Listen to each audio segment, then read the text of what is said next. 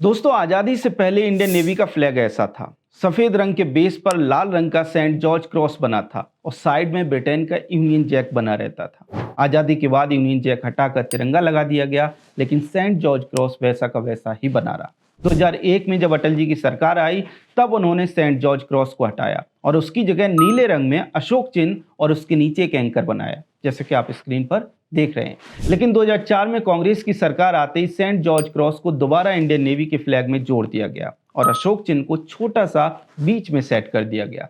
सोनिया गांधी ने Saint George cross क्यों जुड़वाया होगा, ये हमारे आपके लिए समझना मुश्किल नहीं है। खैर, इसके बाद 2014 में आती है मोदी सरकार और आते ही सबसे पहला काम ये होता है कि अशोक चिन्ह के नीचे सत्यमेव जयते लिखवाया जाता है और 2022 में सेंट जॉर्ज क्रॉस को हटाकर उसकी जगह छत्रपति शिवाजी महाराज की अष्टकोणीय शाही मोहर में अशोक चिन्ह को स्थापित किया जाता है। अब इंडियन नेवी का फ्लैग कुछ ऐसा है, जिसमें राष्ट्रीय ध्वज है, अशोक चिन्ह है, सत्यमेव जयते है और छत्रपति शिवाजी महाराज की अष्टकोणीय शाही मोहर भी प्रतीक स्वरूप है। मतलब ये कि पूरी तरह से भारतीय है। आप कहेंगे कि पैम्फलेट की न्यूज प्रेजेंटर 2022 की खबर अब क्यों बता रहे हैं, तो दोस्तों अब आप आज की इन खबरों को देखिए और इन तस्वीरों को देखिए।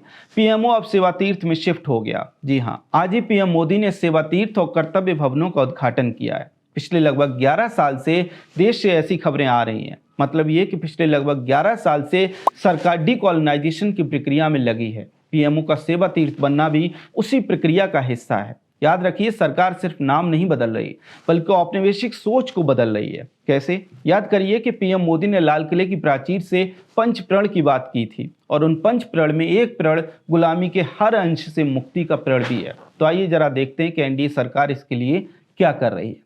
शासन और कानून के क्षेत्र में डीकॉलोनाइजेशन की बात करें तो अंग्रेजों के जमाने के आईपीसी को भारतीय न्याय संहिता, सीआरपीसी को भारतीय नागरिक सुरक्षा संहिता और इंडियन एविडेंस एक्ट को बदलकर भारतीय साक्ष्य अधिनियम किया गया। राजद्रोह कानून को समाप्त किया गया। इसके अलावा अंग्रेजी काल के लगभग 1500 अप्रासंगिक कानूनों को पूरी तरह खत्म किया गया। आगे बढ़ते हैं। राजपथ को कर्तव्य पथ किया गया। रेसकोर्स रोड को लोक कल्याण मार्ग किया गया। अंग्रेजों द्वारा बनाए गए पुराने संसद भवन के स्थान पर आत्मनिर्भर भारत के प्रतीक के तौर पर नया संसद भवन बनाया गया और उसमें भारत की सनातन परंपरा के प्रतीक सेंगोल को स्थापित किया गया। इंडिया गेट की कैनोपी के नीचे जहां कभी जॉर्ज पंचम की मूर्ति लगी थी, वहां नेताजी सुभाष चंद्र बोस की मूर्ति स्थापित की गई। इसके अलावा अंडमान और निकोबार आइलैंड के द्वीपों के नाम भी बदले गए, जैसे रॉस आइलैंड का नाम नेताजी सुभाष चंद्र बोस द्वीप, हैवलॉन्ड आइलैंड का नाम स्वराज द्वीप। इसके अलावा 21 अज्ञात द्वीपों के नाम 21 परमवीर चक्र विजेताओं के नाम पर किया गया। सेना की बात करें तो इंडियन नेवी के फ्लैग में बदलाव पर हमने वीडियो की शुरुआत में बात की। इसके अलावा भारतीय सेना ने 250 के लगभग सड़कों, इमारतों और सुविधाओं के नाम बदले हैं। सिर्फ यही नहीं, बीटिंग द रिट्रीट में अवॉइड विद मी की जगह अब ए मेरे वतन के लोगों की धुन गूंजती है। इसके अलावा हम सभी जानते हैं कि बजट भी फरवरी के अंतिम दिन शाम को 5 बजे पेश होता था, जो कि ब्रिटिशों ने अपनी सुविधा के अनुसार शुरू किया था। केंद्र की एनडीए सरकार ने उसमें भी बदलाव किया और गुलामी की परंपरा को तोड़ते हुए बजट को 1 फरवरी को सुबह 11 बजे पेश करने की नीति स्थापित की। इसके साथ ही चमड़े के ब्रीफकेस की बजाय बजट का प्रतीक वही खाते को बनाया गया।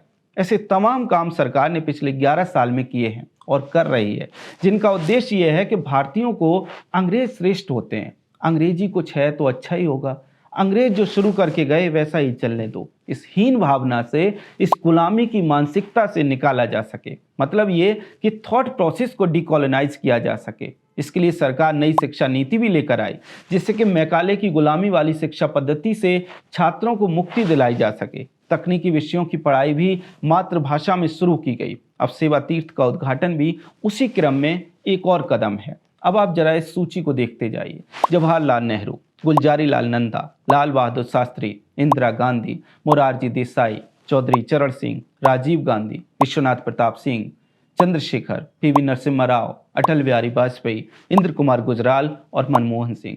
दोस्तों, ये 13 वे प्रधानमंत्री हैं जो पीएम मोदी के आने से पहले प्रधानमंत्री रहे। इसमें अटल जी को अगर छोड़ दें तो बाकी शायद ही किसी प्रधानमंत्री ने देश के डिकॉलोनाइजेशन के लिए कुछ बड़ा किया हो। अटल जी भी कुछ ज़्यादा नहीं कर पाए, उसके पीछे शायद गठबंधन की सरकार की मजबूरियां रही होंगी, लेकिन फिर भी अटल जी ने प्रयास जरूर किया। बाकी दूसरे प्रधानमंत्रियों के कार्यकाल देखें तो साफ दिखाई देता है कि उन्होंने तो प्रयास भी नहीं किया।